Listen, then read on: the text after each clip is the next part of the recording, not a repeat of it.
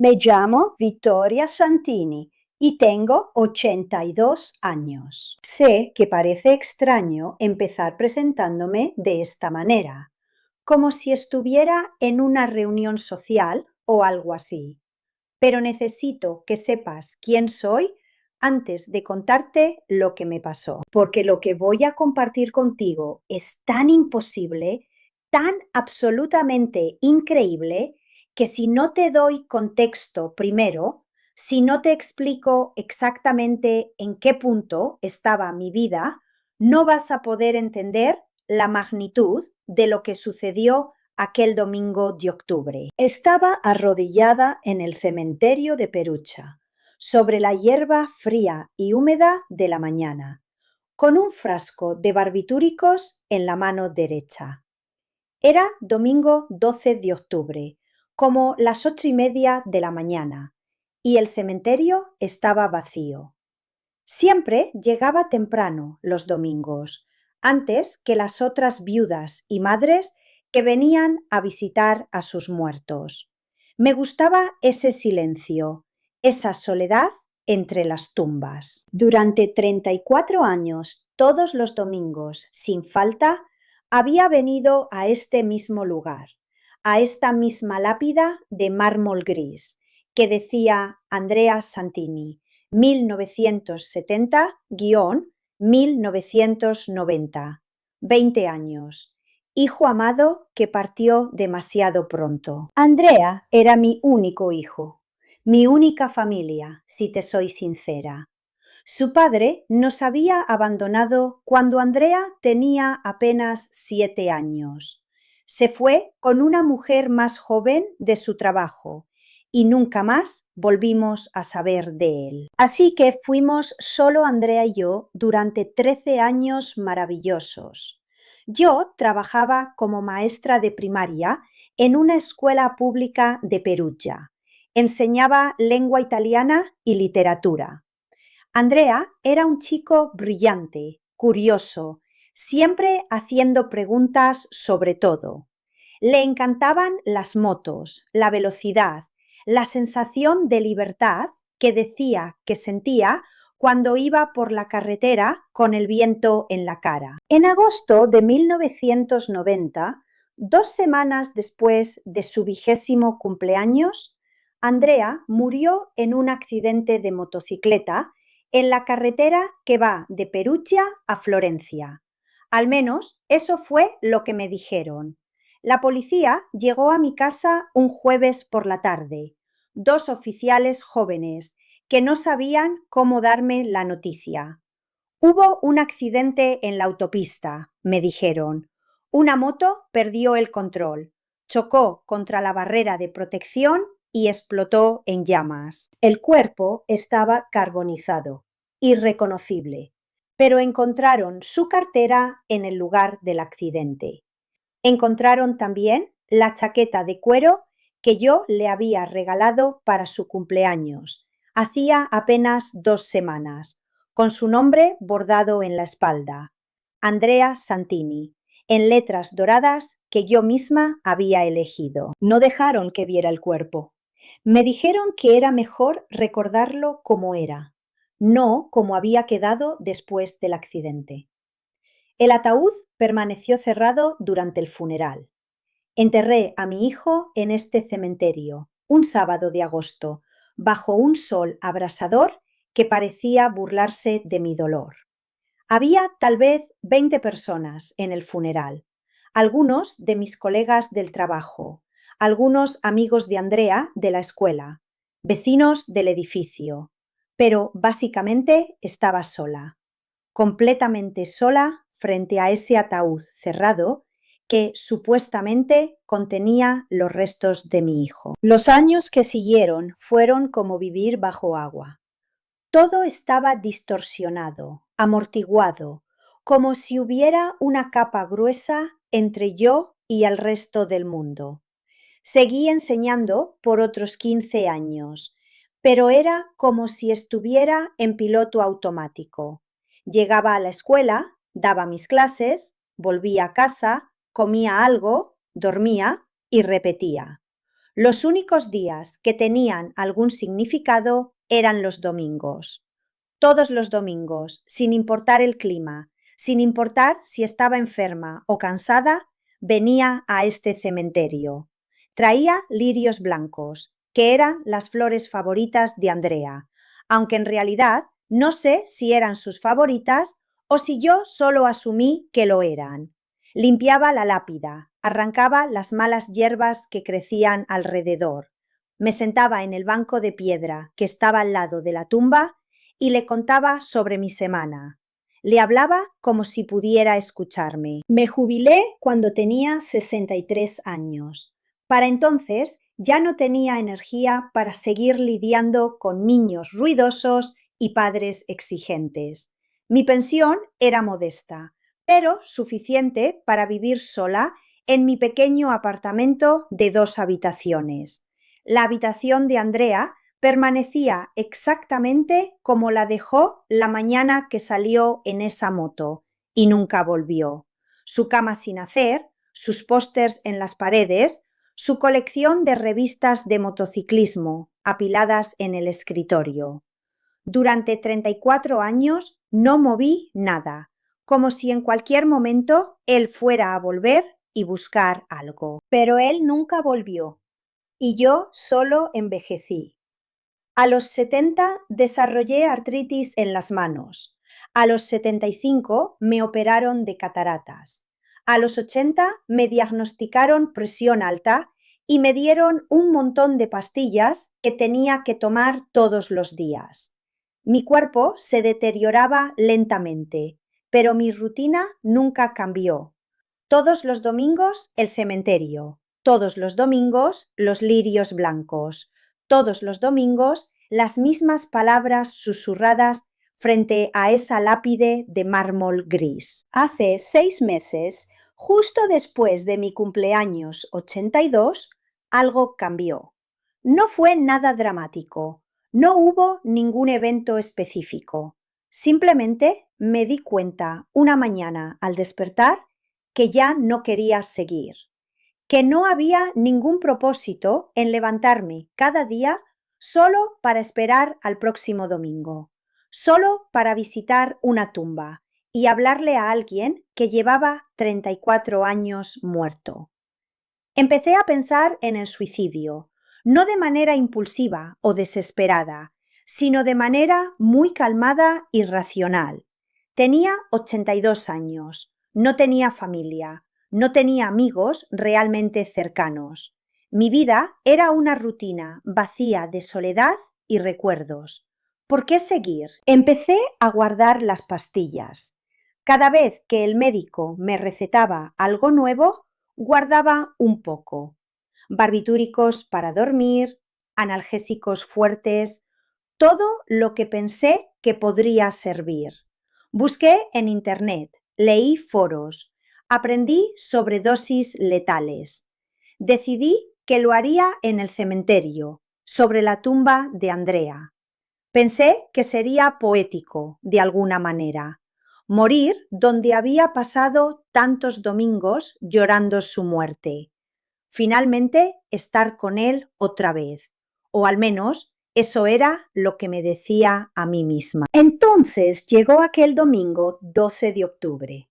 Me levanté temprano, como siempre. Me duché, me vestí con mi mejor vestido negro, el que había usado en el funeral de Andrea 34 años atrás, y que milagrosamente todavía me quedaba, aunque ahora me colgaba de los hombros, porque había perdido mucho peso. Preparé café, pero no desayuné. Metí el frasco de pastillas en mi bolso, junto con una botella de agua. Compré los lirios blancos en la florería que abre los domingos a las 7 de la mañana.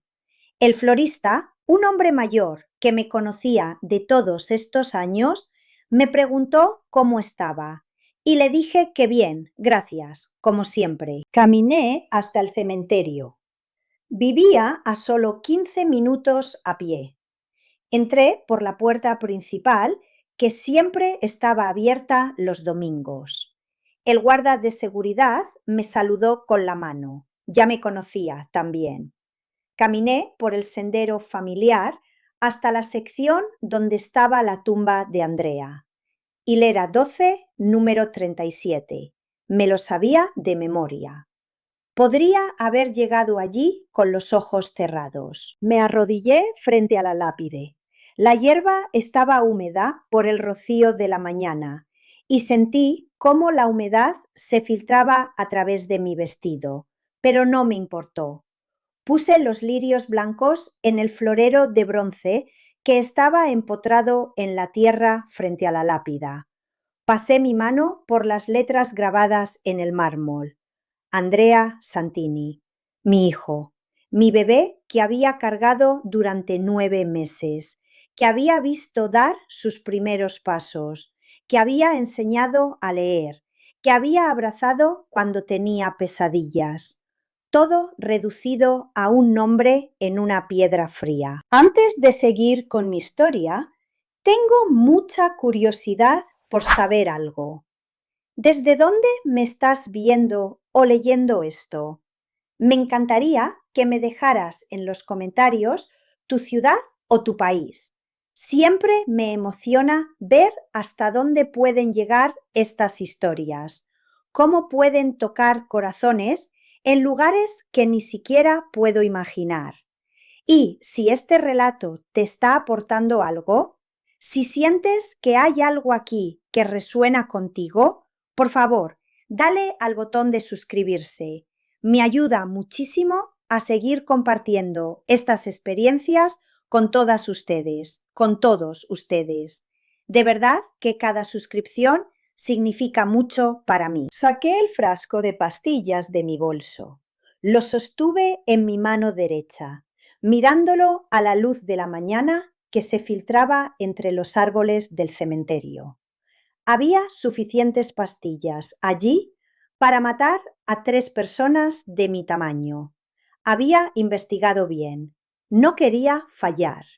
No quería terminar en un hospital con daño cerebral o hepático, siendo una carga para el sistema de salud.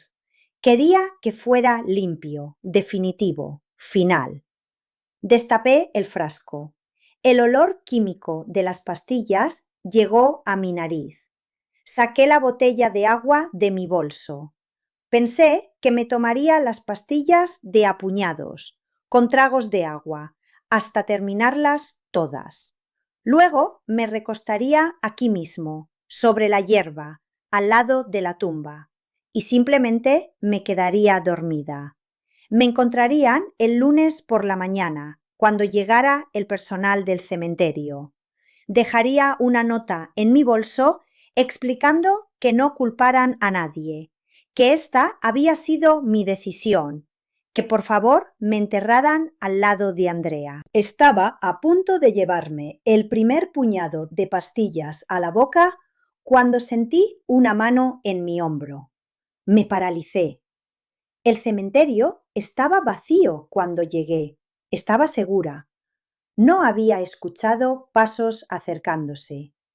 La mano era liviana, suave, pero firme.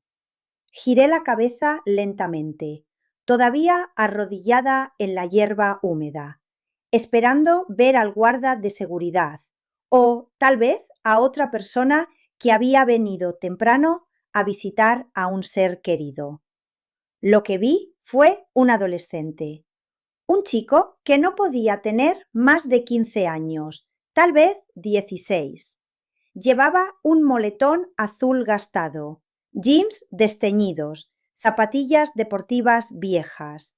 Pero lo que más llamó mi atención fue el rosario que colgaba de su cuello, las cuentas de madera oscura contra la tela azul del moletón. Tenía el cabello castaño algo despeinado, ojos oscuros muy intensos y una expresión en su rostro que era imposible de describir.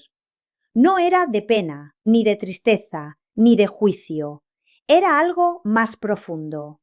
Compasión, tal vez, comprensión. Me dijo que no tomara esas pastillas. Me llamó por mi nombre, señora Vittoria. aunque yo nunca lo había visto antes en mi vida. Me dijo algo que en ese momento me pareció la crueldad más grande que alguien pudiera infligir a una madre en duelo. Me dijo que Andrea no estaba allí, que el túmulo estaba vacío. Me puse de pie tambaleándome, sintiendo cómo la rabia subía por mi garganta. Le pregunté quién era, cómo se atrevía a decir algo así.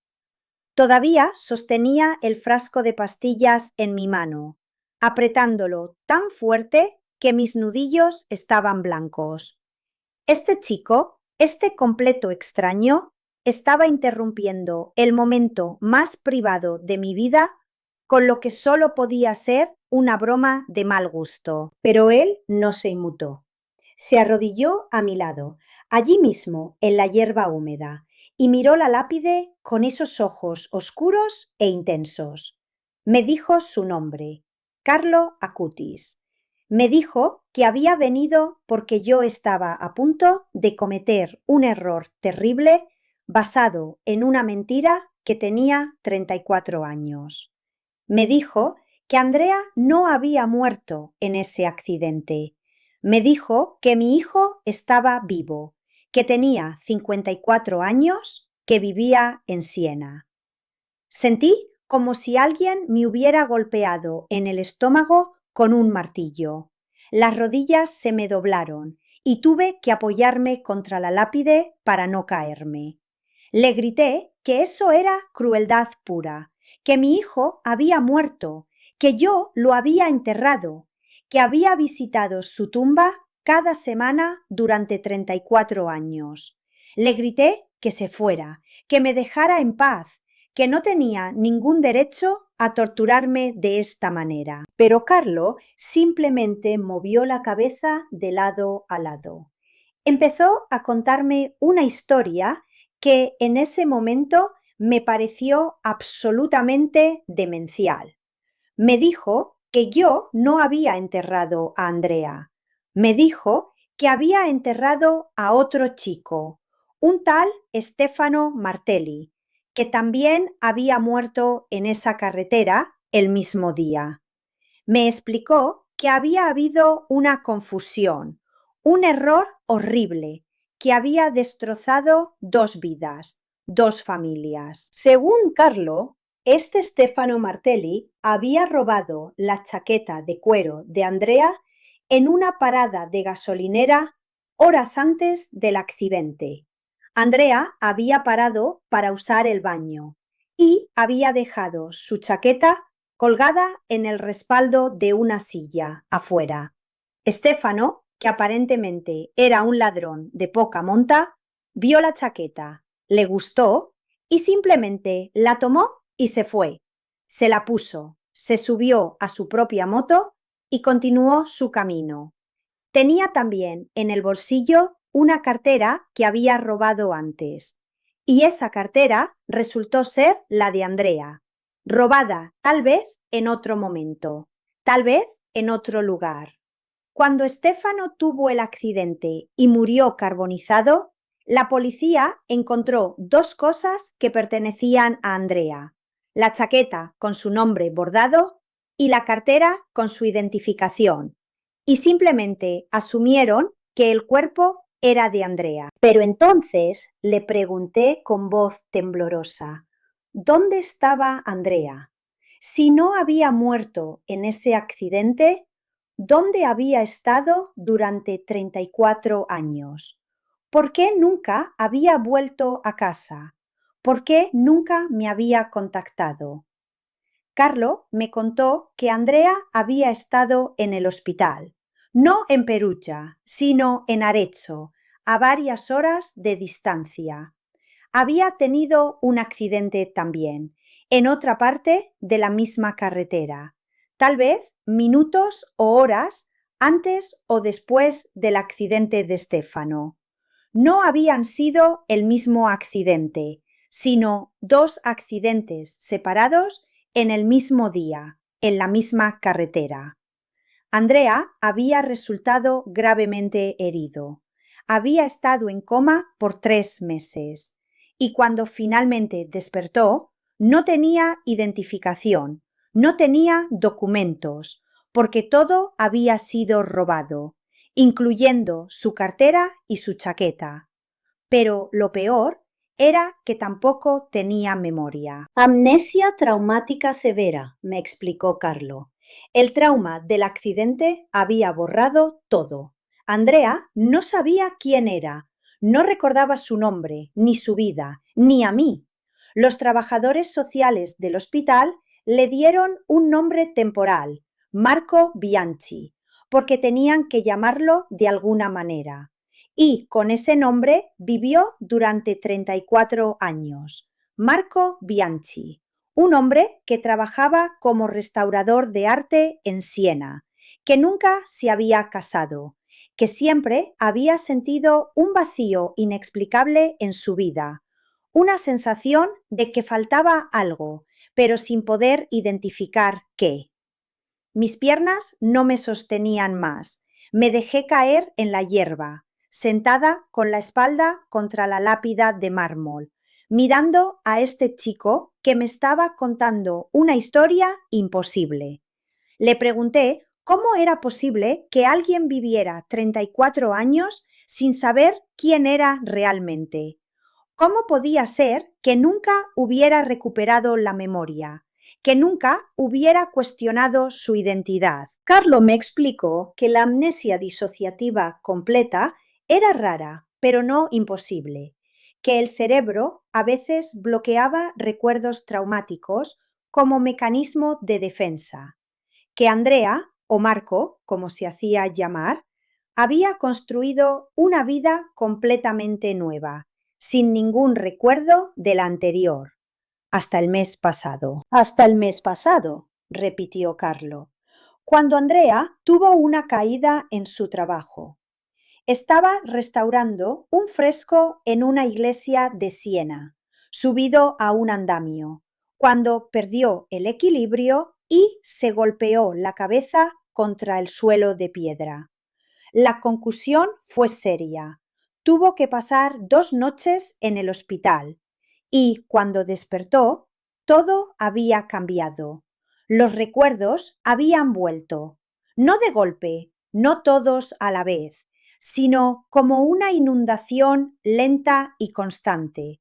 Primero, imágenes fragmentadas, luego nombres, luego eventos completos. En cuestión de días recordó todo, su nombre verdadero, su infancia, su juventud y a mí. Recordó a su madre que lo había criado sola, que le había enseñado a leer, que le había comprado su primera moto cuando cumplió 18 años. Y desde que recuperó la memoria, continuó Carlo, Andrea me había estado buscando. Había ido a Perugia, a nuestra vieja dirección, pero el edificio había sido renovado y los nuevos residentes no sabían nada de mí. Había buscado en registros públicos, en bases de datos, en redes sociales, pero había un problema. En los registros oficiales yo aparecía como fallecida. Había sido un error administrativo del hospital en 2018, me explicó Carlo. Habían confundido mi expediente con el de otra Vittoria Santini, que había muerto ese año. Y nadie había corregido el error porque yo no tenía familia que notara, no tenía nadie que necesitara acceder a mis registros. Andrea había encontrado ese registro de defunción y pensaba que me había perdido. Pensaba que había recuperado su memoria solo para descubrir que su madre había muerto, mientras él vivía como otra persona. Empecé a temblar. Todo mi cuerpo temblaba violentamente. Le dije a Carlo que esto no podía ser verdad, que era demasiado elaborado, demasiado conveniente, demasiado imposible, que tenía que ser algún tipo de truco cruel para evitar que me suicidara. Tal vez el guarda de seguridad me había visto entrar con aspecto sospechoso y había enviado a este chico. Tal vez era un voluntario de alguna organización de prevención del suicidio que patrullaba cementerios los domingos. Pero entonces Carlo metió la mano en el bolsillo de su moletón y sacó una fotografía. Una foto en papel, ya algo gastada en los bordes, como si hubiera sido manipulada muchas veces. Me la extendió sin decir nada. Tomé la foto con manos temblorosas. Era la imagen de un hombre de mediana edad, tal vez 50 y tantos años. Tenía cabello gris, algunas arrugas alrededor de los ojos, una barba corta también grisácea. Vestía una camisa de trabajo manchada de pintura. Pero eran sus ojos los que me hicieron contener la respiración. Eran los ojos de Andrea, exactamente los mismos ojos oscuros, con la misma forma ligeramente almendrada, la misma expresión curiosa e intensa, los ojos de mi hijo. Carlo me dijo que volteara la foto. Con dedos torpes, temblando tanto que casi la dejo caer, di vuelta la fotografía. En el reverso había algo escrito a mano con letra temblorosa e irregular, como si quien escribió estuviera muy nervioso o emocionado. Las palabras decían esto: Mamá, si estás viva y recibes esto, soy yo, Andrea. Recuerdo todo ahora. Cantabas Bella Ciao para hacerme dormir cuando era pequeño. Hacíamos pizza todos los sábados por la noche. Siempre discutíamos sobre cuánta mozzarella ponerle. Tienes una marca de nacimiento en forma de corazón en la muñeca izquierda. Siempre la escondías con pulseras. Nadie más sabe esto. Por favor, si estás viva, encuéntrame. Galería d'Arte Moderna en Siena. Trabajo allí. He estado esperando. Tu hijo, que te ha buscado durante 5 semanas. La marca de nacimiento. La maldita marca de nacimiento en forma de corazón en mi muñeca izquierda que siempre había odiado y siempre había escondido con pulseras desde que era adolescente. Andrea la había visto 1000 veces cuando era niño. Me preguntaba por qué tenía un corazón en el brazo. Le inventaba historias de que era un regalo de un hada madrina. Nadie más en el mundo sabía de esa marca. Había mantenido mis brazos cubiertos toda mi vida.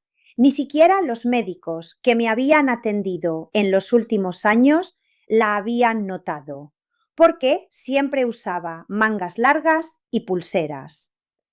El frasco de pastillas se me cayó de la mano y rodó sobre la hierba. Agarré la fotografía con ambas manos y empecé a llorar.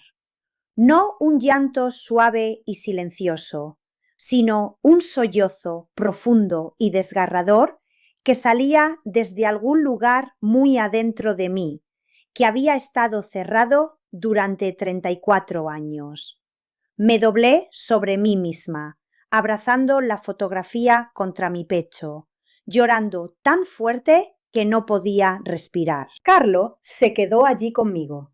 No dijo nada, solo puso su mano en mi hombro otra vez y me dejó llorar. No sé cuánto tiempo pasó, tal vez 5 minutos, tal vez 20. Eventualmente los sollozos se calmaron lo suficiente como para que pudiera hablar. Le pregunté dónde estaba. ¿Dónde estaba Andrea ahora mismo, en este preciso momento? Carlo me repitió la dirección.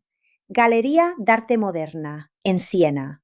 Me dijo que Andrea trabajaba allí como restaurador, que tenía un taller en el 3er piso del edificio. Me dijo que Andrea iba todos los días, incluso los domingos, porque le daba algo que hacer mientras me buscaba. algo para mantener sus manos ocupadas mientras su mente procesaba todos los recuerdos que habían regresado.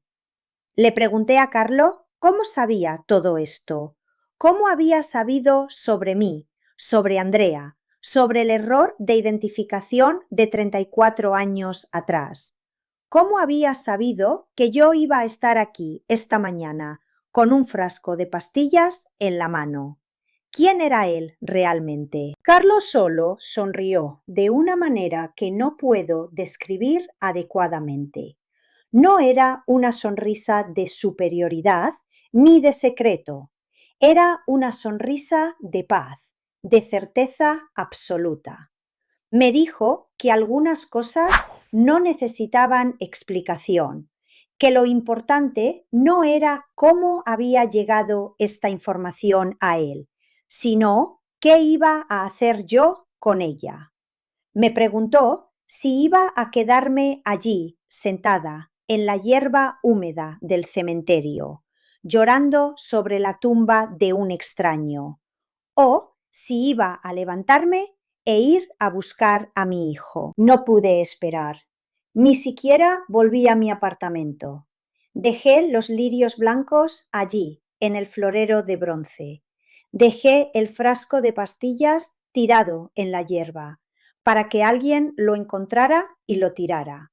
Me levanté, me sacudí el vestido húmedo y manchado de tierra, agarré mi bolso y salí del cementerio casi corriendo.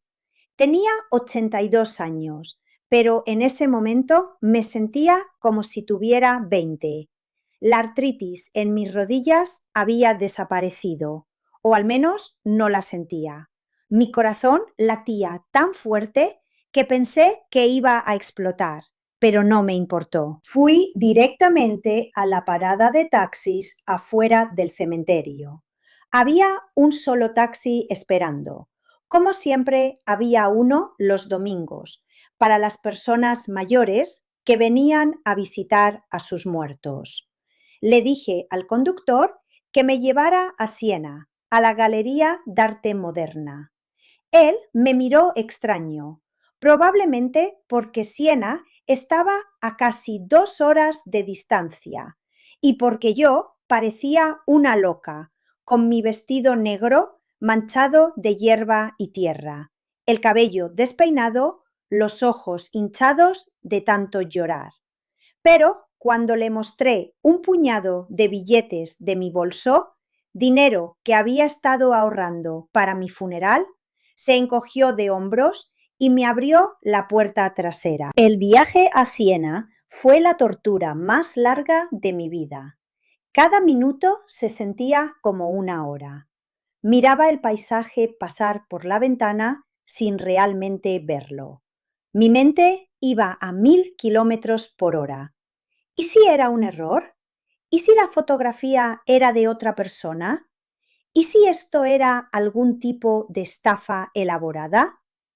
Pero entonces pensaba en la marca de nacimiento, en ese detalle que nadie podría haber sabido, y me aferraba a la fotografía que todavía sostenía en mis manos, mirando esos ojos, que eran innegablemente los ojos de mi hijo. Llegamos a Siena alrededor de las 11 de la mañana.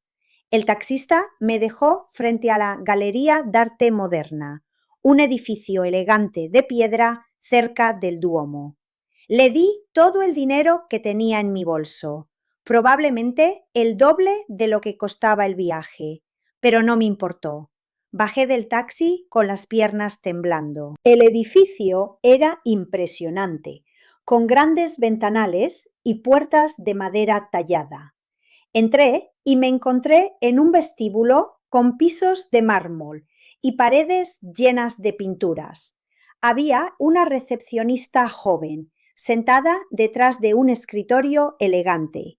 Se veía sorprendida de verme, probablemente porque yo parecía completamente fuera de lugar con mi vestido sucio y mi aspecto de loca. Le dije con voz temblorosa que estaba buscando a Marco Bianchi, que trabajaba como restaurador. La recepcionista me miró con expresión confusa por un momento. Luego asintió y me señaló hacia una escalera al fondo del vestíbulo. Me dijo que subiera al tercer piso, que el taller de restauración estaba allí. Me preguntó si tenía cita y le dije que no, pero que era urgente, que era personal. Ella se encogió de hombros y volvió a su computadora. Subí las escaleras porque no podía esperar el elevador. 3 pisos parecían 20. Para cuando llegué arriba estaba sin aliento. Mi corazón latía tan fuerte que podía escucharlo en mis oídos. Había un pasillo largo, con varias puertas. Una de ellas estaba abierta y de allí salía un olor característico, químico y dulce al mismo tiempo, el olor de solventes y barnices antiguos. Me acerqué a la puerta abierta. Adentro había un taller grande, lleno de luz natural, que entraba por ventanas altas. Había mesas de trabajo cubiertas de herramientas, pinceles, frascos de químicos, pedazos de lienzo antiguo. Y en el centro, de espaldas a la puerta, trabajando inclinado sobre una pintura renacentista montada en un caballete, había un hombre con cabello gris y una camisa de trabajo manchada de pintura. Dije su nombre. No el nombre que había usado durante 34 años, sino su nombre real. Dije Andrea, con voz apenas audible, apenas un susurro. El hombre se quedó completamente inmóvil. Por un segundo pensé que no me había escuchado, pero entonces empezó a voltearse lentamente, como si tuviera miedo de lo que iba a ver. Y cuando lo vi de frente, cuando nuestros ojos se encontraron, supe con certeza absoluta que era mi hijo. No necesité prueba de ADN, no necesité más confirmación. Era Andrea, 34 años más viejo, marcado por el tiempo y por una vida que había vivido sin saber quién era, pero innegablemente mi hijo. Su rostro pasó por una serie de expresiones que jamás olvidaré. Primero, confusión, luego incredulidad, luego reconocimiento y finalmente una mezcla de alegría y dolor tan intensa que casi me hizo retroceder. Sus ojos se llenaron de lágrimas. Los míos ya estaban llorando otra vez.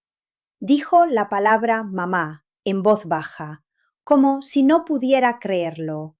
Yo asentí, incapaz de hablar. Atravesé el taller, mis viejas piernas moviéndose más rápido de lo que se habían movido en años. Él caminó hacia mí también y nos encontramos en el medio del taller, rodeados de pinturas antiguas y olor a barniz.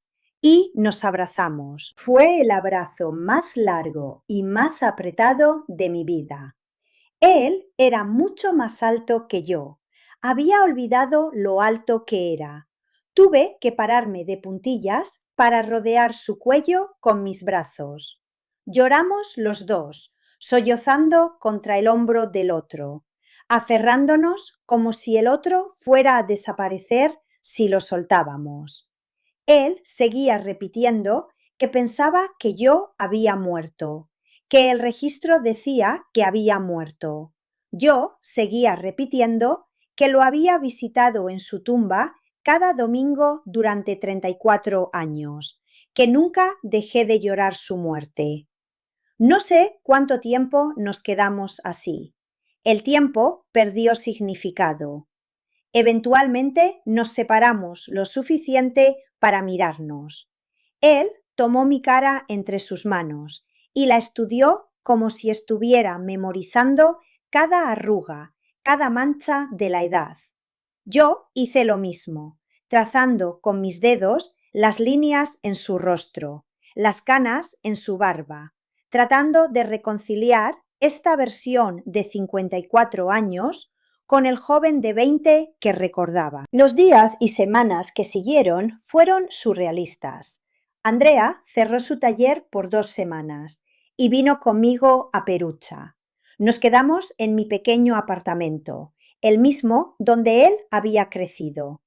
Entramos a su habitación, que no había cambiado en 34 años, y él se sentó en su vieja cama y lloró otra vez.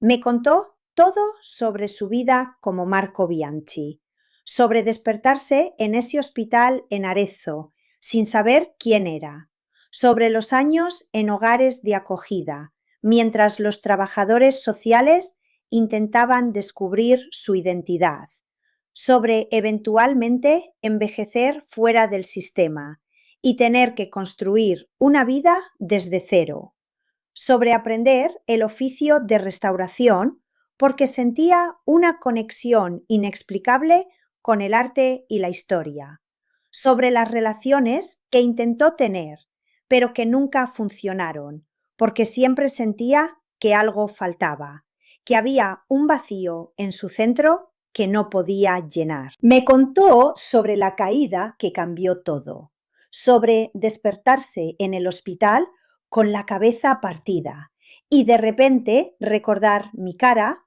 mi voz cantando Bella Ciao, nuestras noches de pizza los sábados, sobre la avalancha de recuerdos que siguió durante los días posteriores, sobre la desesperación cuando finalmente recordó todo y decidió buscarme, solo para encontrar un registro de defunción con mi nombre. Yo le conté sobre los 34 años de luto, sobre los domingos en el cementerio, sobre la soledad que se había vuelto tan normal que dejé de notarla, sobre la decisión de terminar mi vida ese domingo de octubre, sobre Carlo Acutis apareciendo de la nada con una fotografía y una historia imposible que resultó ser verdad. Hicimos las pruebas de ADN, por supuesto. Aunque ambos sabíamos la verdad en nuestros corazones, necesitábamos la confirmación oficial. Los resultados llegaron 2 semanas después. Coincidencia del 99.9%. Andrea Santini y Vittoria Santini, hijo y madre. Con esos resultados fuimos a las autoridades. Solicitamos la exhumación del cuerpo en la tumba que había visitado durante 34 años. El proceso fue largo y burocrático y doloroso, pero eventualmente lo aprobaron. 6 meses después del día que conocí a Carlo en el cementerio, abrieron esa tumba. Dentro estaba el cuerpo de Stefano Martelli, un chico de 19 años de Lucca, que había muerto en 1990. Su familia, que había reportado su desaparición ese mismo año, finalmente tuvo respuestas. Habían pasado 34 años buscándolo, pensando que estaba vivo en algún lugar. Ahora, finalmente, podían darle un entierro apropiado, con su nombre verdadero en la lápide. 2 familias habían vivido en el dolor durante más de 3 décadas por un error. 2 madres habían llorado a hijos por razones equivocadas. La madre de Stefano lloraba a un hijo desaparecido cuando estaba muerto. Yo lloraba a un hijo muerto cuando estaba vivo. Andrea me pidió que me mudara a Siena con él. Al principio resistí. Perugia había sido mi hogar toda mi vida. Pero él me señaló que Perugia solo me había dado dolor y soledad, que cada rincón de ese apartamento estaba lleno de recuerdos de ausencia, que necesitaba un nuevo comienzo tanto como él. Así que hace 3 meses me mudé a Siena. Andrea alquiló un apartamento más grande con una habitación extra para mí. Está en el mismo edificio que la galería donde trabaja, así que puedo visitarlo durante el día. Me gusta sentarme en su taller mientras él trabaja, viendo cómo restaura cuidadosamente pinturas antiguas, devolviendo belleza a cosas que el tiempo había dañado.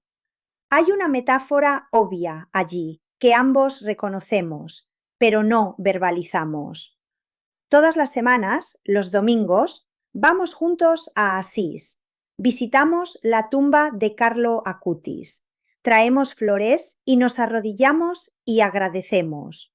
Porque ese chico, ese adolescente que apareció en el cementerio de Perucha y me impidió tomar esas pastillas, que me dijo la verdad imposible, que me devolvió a mi hijo, fue el beato Carlo Acutis, el joven italiano que dedicó su vida a documentar milagros eucarísticos y que murió de leucemia a los 15 años.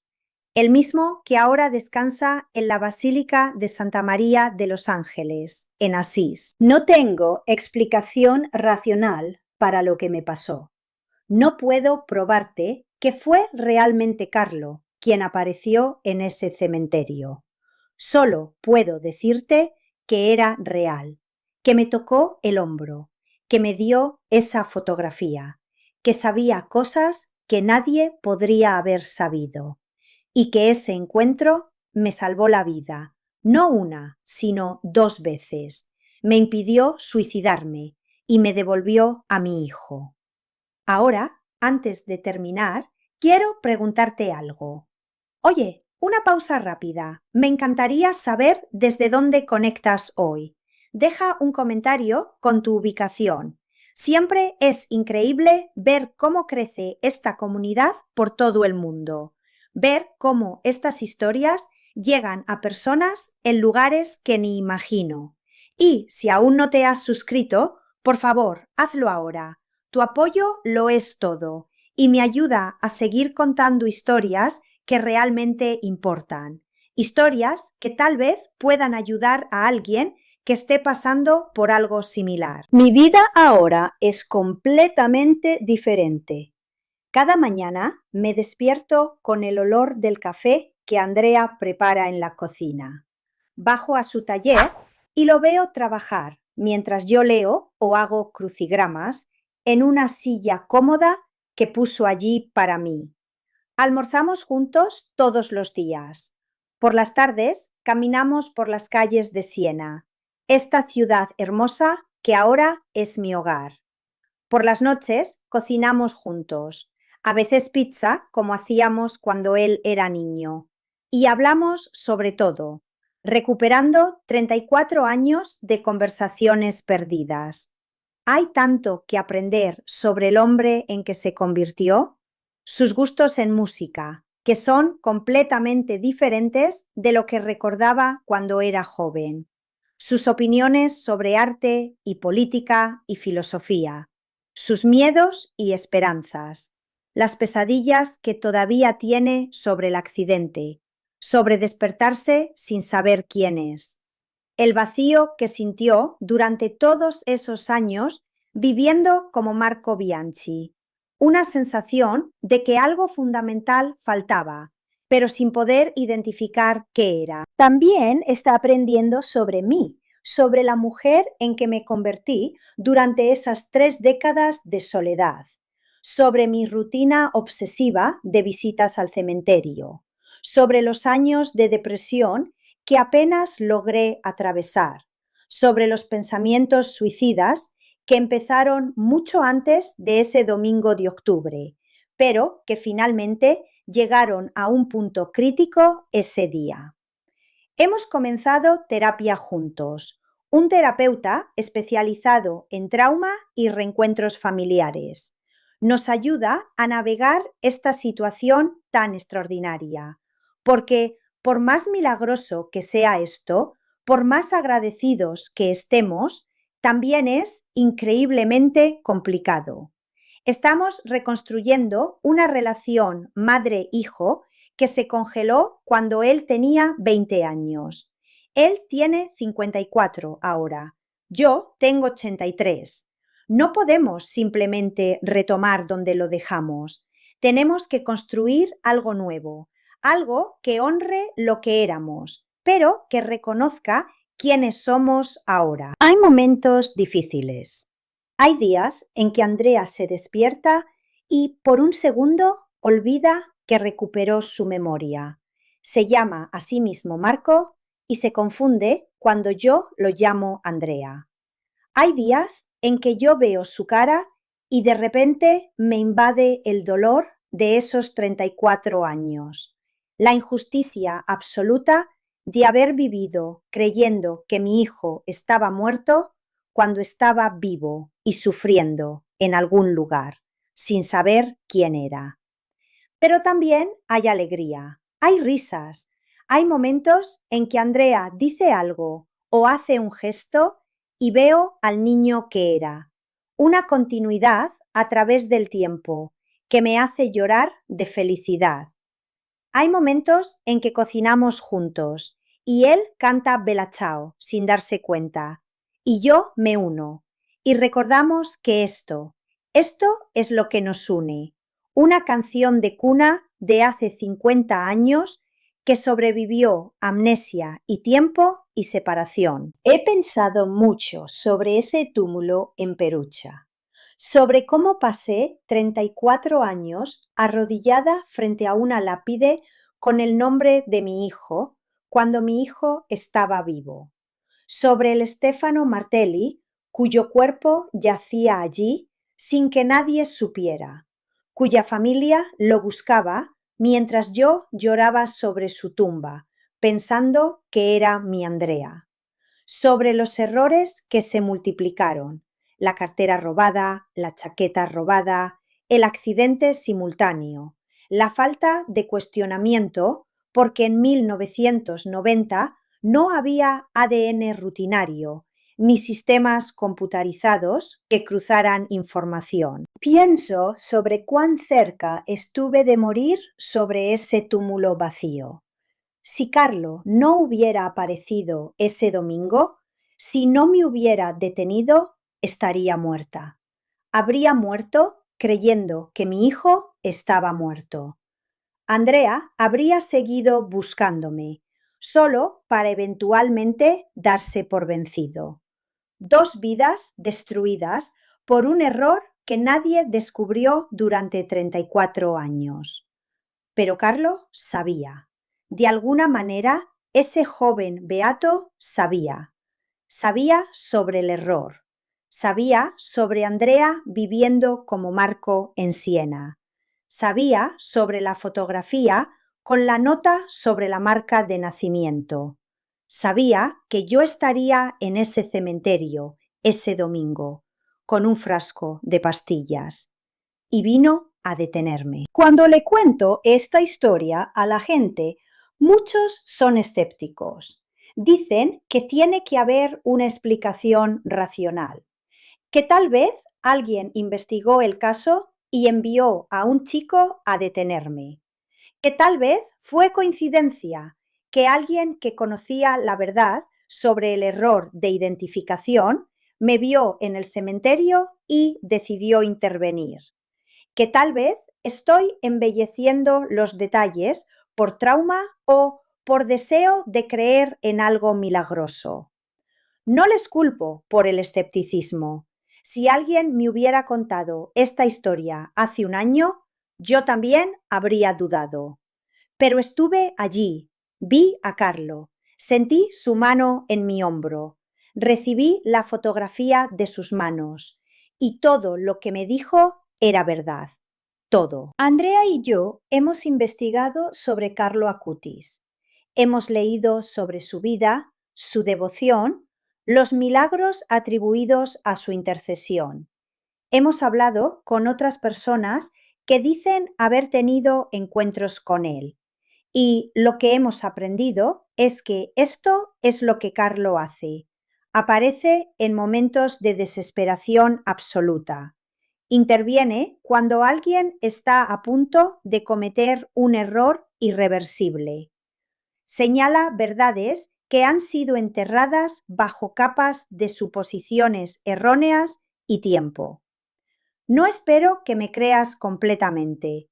Solo te pido que consideres la posibilidad que si estás en un lugar oscuro, si has estado llorando sobre algo durante años sin cuestionarlo, si estás considerando terminar tu vida porque crees que no hay esperanza, que pares, que cuestiones, que busques la verdad más allá de lo que te han dicho. Porque yo estuve arrodillada sobre un túmulo vacío con pastillas en la mano, lista para morir, y resulta que mi hijo estaba vivo y me estaba buscando y pensaba que me había perdido. Si hubiera tomado esas pastillas, si hubiera muerto ese domingo, nunca habría sabido, nunca habría tenido estos últimos meses con Andrea, nunca habría tenido la oportunidad de conocer al hombre en que se convirtió, de reconstruir nuestra relación, de recuperar lo que pensé que había perdido para siempre. Hoy es domingo otra vez. Andrea y yo acabamos de volver de Asís, de nuestra visita semanal a la tumba de Carlo. Le contamos cómo va la terapia, cómo estamos aprendiendo a ser madre e hijo otra vez después de 34 años. Le agradecemos, siempre le agradecemos. Luego pasamos por el cementerio de Perugia. Ahora la lápide dice Stefano Martelli, con las fechas correctas. Su madre, que tiene 87 años, viene a visitarlo cuando puede. Nos hemos hecho amigas, ella y yo. Compartimos un dolor único, un error que destrozó nuestras vidas de maneras opuestas. A veces venimos juntas y nos sentamos en el banco y hablamos sobre nuestros hijos, sobre los años perdidos, sobre cómo finalmente encontramos paz. Andrea está planeando mi cumpleaños 83, que será el próximo mes.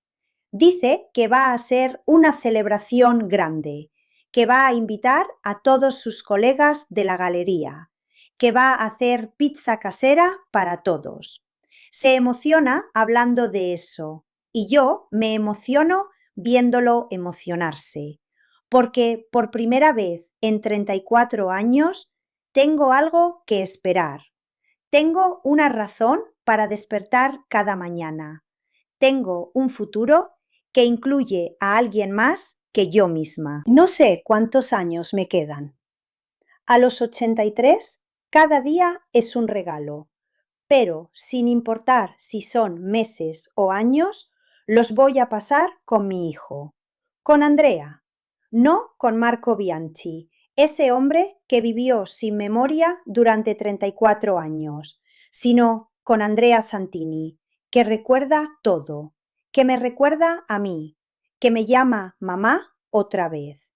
Y cada noche, antes de dormir, susurro una oración de agradecimiento a Dios, a la Virgen, a los santos y especialmente a Carlo Acutis, al joven beato que apareció cuando más lo necesitaba, que me impidió cometer el error final basado en la mentira más grande, que me devolvió mi vida cuando estaba lista para terminarla. Si estás leyendo esto y estás en un lugar oscuro, si has perdido a alguien y el dolor parece insoportable, si estás considerando el suicidio como única salida, por favor, escúchame.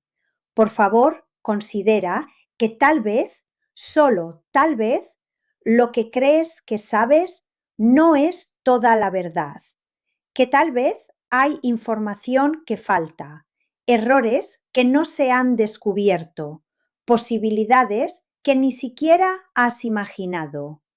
No estoy diciendo que todos los muertos están realmente vivos. No estoy diciendo que todos van a tener un milagro como el mío. Pero estoy diciendo que el suicidio es permanente y la verdad a veces tarda en revelarse y que valdría la pena esperar un poco más, cuestionar un poco más, buscar un poco más antes de tomar la decisión de terminar tu vida. Porque yo casi morí sobre una tumba vacía, mientras mi hijo me buscaba. Y si hubiera muerto ese domingo de octubre, ambos habríamos perdido estos meses, este tiempo que estamos recuperando, estas conversaciones y risas y lágrimas y pizzas de los sábados y paseos por Siena y visitas a Asís. Carlo Acutis me salvó del suicidio y me salvó de morir sin saber la verdad. Y aunque sé que no todos tendrán un encuentro con un beato en un cementerio, también sé que hay ayuda disponible. Hay líneas de prevención del suicidio. Hay terapeutas y doctores, y amigos y familiares. Hay razones para seguir viviendo, que tal vez aún no puedes ver, pero que existen. Así que si estás en ese cementerio metafórico o literal, con pastillas en la mano, te pido que las sueltes, que te levantes, que busques ayuda, que le des al tiempo y a la verdad una oportunidad de alcanzarte, porque mi hijo no estaba en esa tumba. Y tal vez lo que crees que has perdido no está tan perdido como piensas. Tal vez hay otra versión de esta historia esperándote, una donde la verdad se revela y todo cambia y descubres que lo imposible a veces es solo lo improbable que aún no ha sucedido. Tengo 83 años, mi hijo tiene 54. Nos perdimos 34 años por un error, por carteras y chaquetas robadas, por amnesia traumática, por sistemas que no cuestionaron lo suficiente. Pero nos encontramos otra vez gracias a una concusión que desbloqueó memorias y a un beato que apareció en el momento exacto, en el cementerio exacto, para decirme la verdad que me salvaría. No habría creído esta historia si no la hubiera vivido, pero la viví y ahora la comparto contigo, no para convencerte de milagros, sino para pedirte que consideres que la vida es más compleja y misteriosa de lo que pensamos, que los finales no siempre son finales, que los muertos a veces están vivos, que los túmulos a veces están vacíos y que vale la pena seguir respirando para descubrir qué verdades te esperan. Esta es mi historia, la historia de cómo casi morí creyendo una mentira y cómo un joven santo me devolvió a mi hijo. La historia de Vittoria Santini y Andrea Santini, separados por el error más cruel y reunidos por la gracia más inexplicable. Y si hay algo que quiero que te lleves de esto, es esto. No te rindas, no tomes esas pastillas, no termines tu historia antes de saber cómo termina realmente, porque tal vez, solo tal vez, hay alguien buscándote que crees que perdiste. Hay una verdad esperando revelarse, que cambiará todo. Hay un mañana que vale la pena ver. Suelta el frasco, levántate, busca, porque tu hijo, tu madre, tu hermano, tu amigo, lo que sea que crees que perdiste, tal vez no está tan perdido. Tal vez el túmulo está vacío.